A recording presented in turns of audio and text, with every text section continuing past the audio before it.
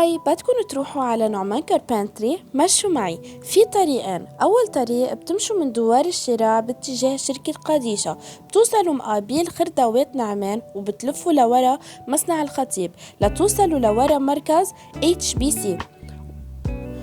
والطريق الثاني بتبلشوا من دوار البركة باتجاه المرفأ وبتلفوا جهة الضمان الاجتماعي لحتى توصلوا عند مركز AMC وبتروحوا جهة مصنع الخطيب، وعقيدكن اليمين بتلاقونا.